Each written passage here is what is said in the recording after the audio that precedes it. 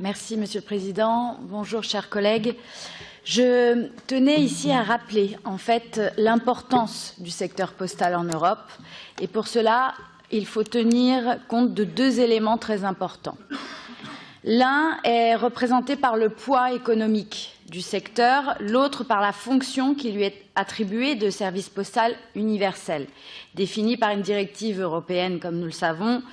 Je cite, une offre de services postaux de qualité fournie de manière permanente en tout point du territoire à des prix abordables pour tous les utilisateurs. Tout d'abord, s'agissant du poids économique du secteur dans l'Union européenne, les services postaux pèsent 79 milliards d'euros et emploient 1,7 million de travailleurs. En France, La Poste, c'est le troisième employeur du pays et possède le premier réseau commercial. Grâce à ces chiffres, on comprend mieux l'intérêt et la pression que lui portent certaines entreprises privées américaines. Pour elles, il s'agit d'un juteux marché qu'il faudrait ouvrir davantage à la concurrence. Mais, et nous le savons bien, La Poste assure le service universel dans le but de satisfaire un besoin d'intérêt général.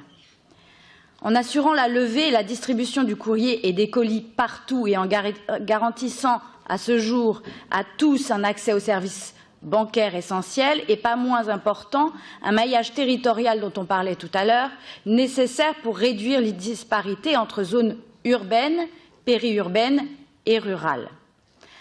Alors, je voulais simplement vous alerter et vous demander de rester vigilants, car c'est une fonction qui est indispensable, nous le savons, on est tous d'accord sur le sujet, mais qui n'est pas rentable et que le privé ne voudra jamais assumer.